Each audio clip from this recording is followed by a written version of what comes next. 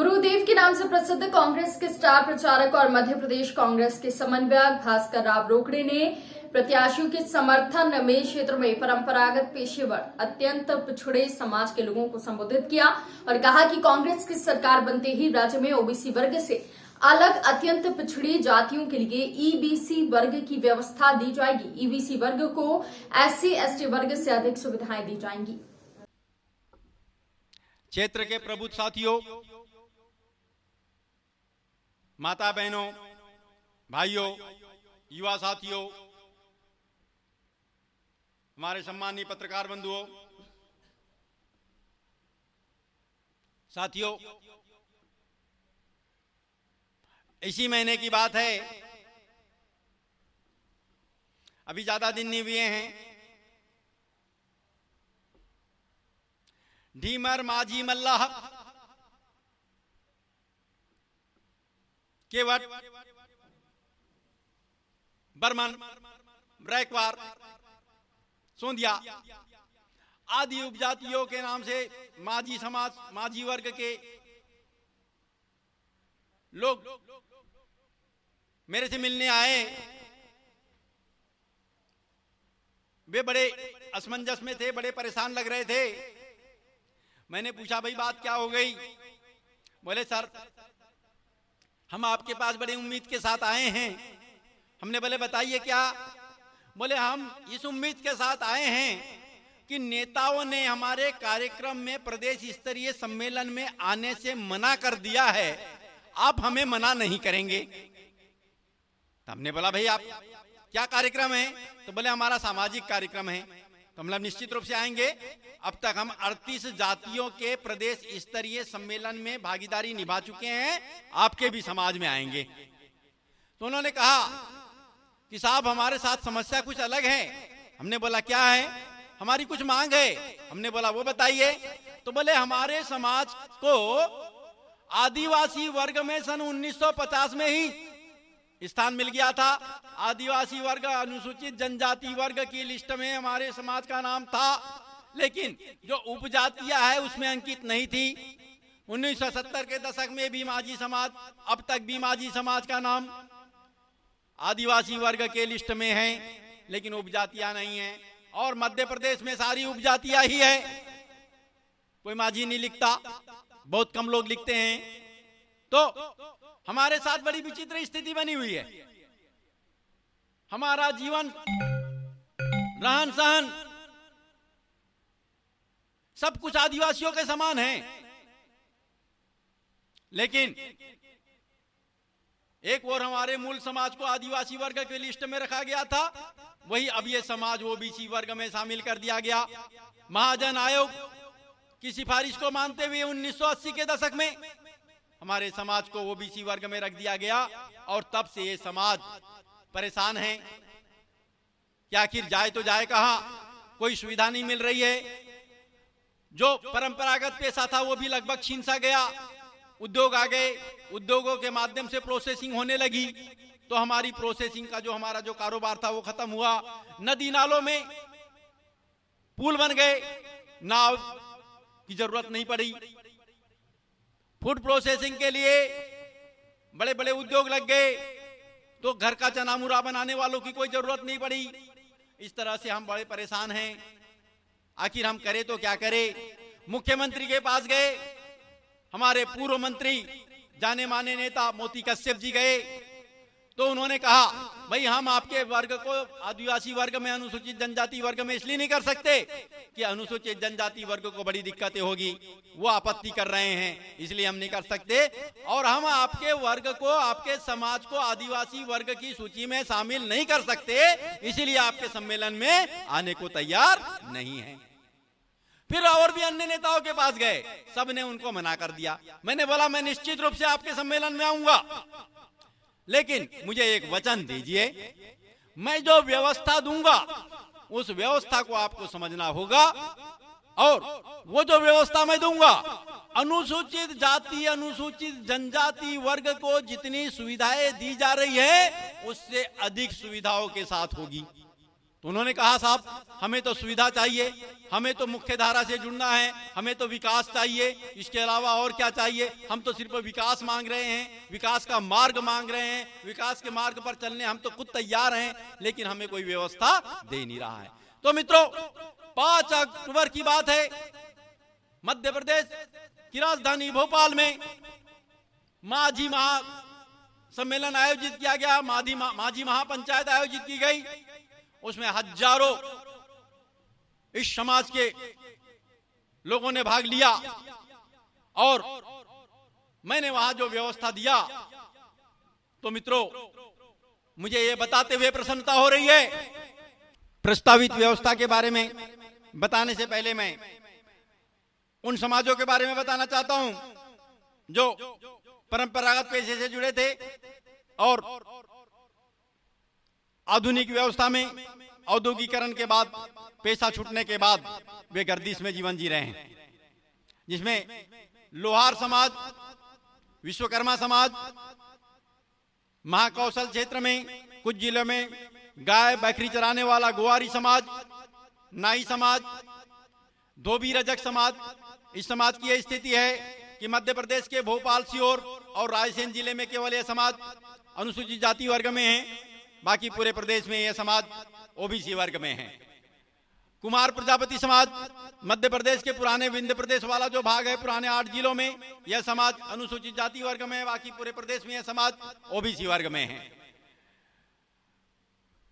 आपका नाई समाज, बंजारा समाज जो घुमंतु जाति में आता है, ओबीसी वर्ग में है।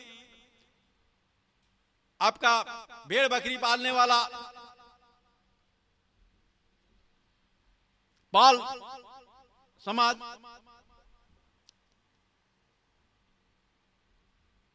आपका कीर समाज, ये समाज जो है इंदौर और भोपाल संभाग में है। पहले आदिवासी वर्ग में था, पता नहीं किन कारणों से इस समाज को आदिवासी वर्ग से अलग कर दिया गया।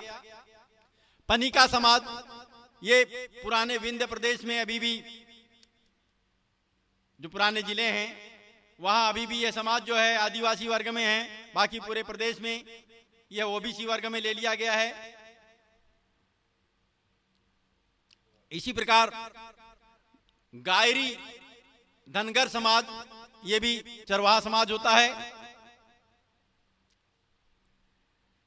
तो और भी कुछ समाज इस टाइप से हैं।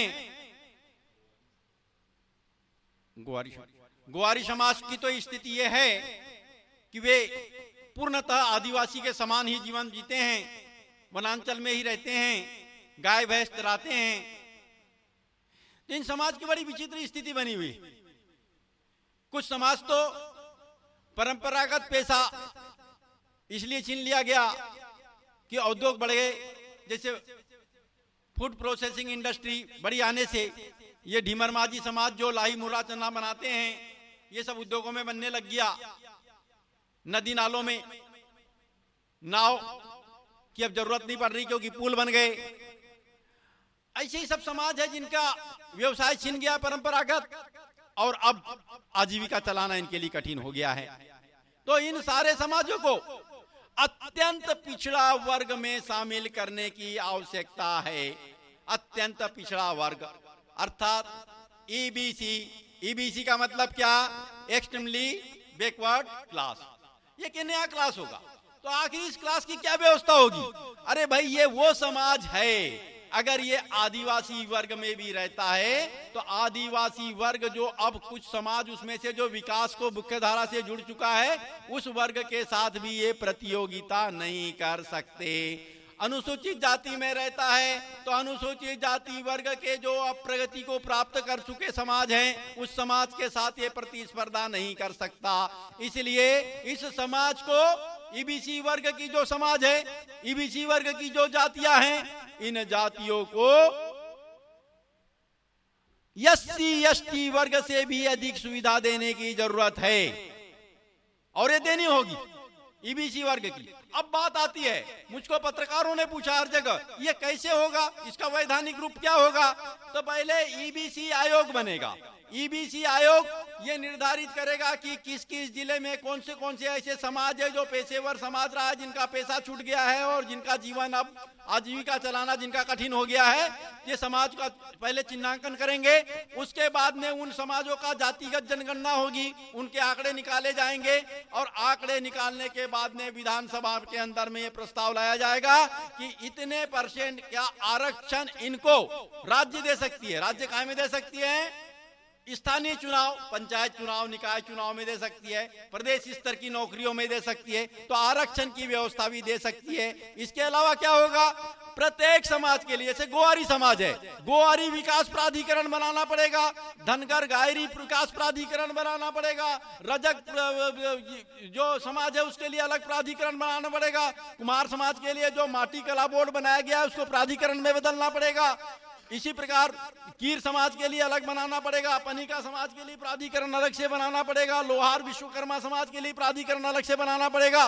जब ये अलग अलग प्राधिकरण बनेंगे, बंजारा समाज के लिए अलग बनेगा, पाल समाज के लिए अलग बनेगा, जब प्राधिकरण बनाने के बाद में इनका जो परंपरागत व्यवसाय है उससे जुड़े हुए उसी के अनुरूप उद्योग स्थापित किए जाएंगे और उद्योग स्थापित करने के लिए इनको सुविधा देनी पड़ेगी। अगर किसी औद्योगिक क्षेत्र में उद्योग लगाना है तो उसको लैंड सब्सिडी देनी पड़ेगी, कैपिटल सब्सिडी देनी पड़ेगी, इंटरेस्ट सब्सिडी देनी पड़ेगी और हर प्रकार की सब्सिडी देने के बाद में उनको औद्योगिक क्षेत्र में स्थापित करना होगा, तब जाकर इस समाज का विकास होगा। शिक्षा के लिए आरक्षण देना पड़ेगा, शिक्षा के लिए व्यवस्था देनी पड़ेगी। जब ये मुख्य धारा से जुड़ेंगे विकास के, और जब ये समाज, ये है अंत्योदय का कॉन्सेप्ट, ये है अंत्योदय की बात, ये अंतिम छोर पर बसे समाज हैं। जब हम इन समाजों का विकास करेंगे तब जाकर सर्वांगीण विकास को प्राप्त कर पाएंगे, तब जाकर सम्यक विकास के मायने सिद्ध होंगे मित्रों, तब जाकर सम्यक विकास होगा, तब हम नव क्रांति को प्राप्त कर पाएंगे। अन्यथा कुछ समाज को लेकर हम आगे आगे बढ़ जाए तो देश का विकास नहीं होगा। तो जब हमारी बात कमलनाथ जी से हुई तो कमलनाथ जी ने कहा ये बहुत ही अच्छा कॉन्सेप्ट है, हमें ईबीसी वर्ग के लिए अलग से आयोग बनाना पड़ेगा, ईबीसी वर्ग को व्यवस्था देनी पड़ेगी, और उन्होंने सहमति दिया। तो कांग्रेस की सरकार आएगी तब होगा ना। आप लोगों ने तो सोच ही लिया है कांग्रेस की ही सरकार बनाना है, मैं जानता हूं, लेकिन मित्रों यहां जितने लोग हैं इनके भरोसे नहीं बनेगी। आपको घर जाना है, अपने नातेदार, रिश्तेदार, परिवार सब लोगों को बताना है, आसपास पड़ोस के लोगों को बताना है, अग्रिम पंक्ति में जो समाज आ चुके हैं उनको भी सोचना है, जो मध्य स्तर पर समाज है उनको भी सोचना है। आदिवासी वर्ग को चिंता करने की जरूरत नहीं है, आपके समाज में आकर कोई आपके अधिकार को नहीं छीन रहा है। अनुसूचित जाति वर्ग को सोचने की जरूरत नहीं है, आपके समाज में आकर आपके अधिकार को कोई छीनना नहीं चाहता, बल्कि नई व्यवस्था देना चाहता है। वो जो बहुत अधिक पिछड़े हैं उनको विकास की मुख्य धारा से जोड़ना चाहते हैं, तो उनको विकास की मुख्य धारा से जोड़े बिना हम सर्वांगीण विकास को प्राप्त नहीं कर सकते। तो मित्रों ये हमारे जो आपके सामने कांग्रेस के प्रत्याशी दिख रहे हैं, इनको भी हमने ये बातें बताई, इन्होंने भी कहा कि साहब इसके लिए तो हमको लड़ना पड़ेगा और मैं आगे आके लड़ूंगा। अरे आगे आके कब लड़ेंगे? अरे भैया विधायक बनेंगे, विधानसभा में जाएंगे, विधानसभा में बात रखेंगे, सरकार बनेगी, सरकार का मुखिया इनकी सुनेगा, विधेयक लाया जाएगा, विधेयक पारित होगा, कानून बनेगा, तब आपको अधिकार मिलेंगे। तो हम उम्मीद करते हैं कि आप आने वाले 17 नवंबर को कांग्रेस का साथ देंगे, कांग्रेस का हाथ थामेंगे, कांग्रेस की सरकार बनाएंगे, कांग्रेस के पक्ष में मतदान करेंगे और कांग्रेस पार्टी अंत्योदय के कॉन्सेप्ट को पूरा करते हुए, अंत्योदय के उद्देश्य को पूरा करने के लिए ईबीसी आयोग बनाकर अत्यंत पिछड़े समाज को विकास की मुख्य धारा को से जोड़ने के लिए संकल्पित है। और इसी आशय के साथ, इसी विश्वास के साथ मैं अपने वाणी को विराम देने जा रहा हूं। जय हिंद, जय जवान, जय किसान।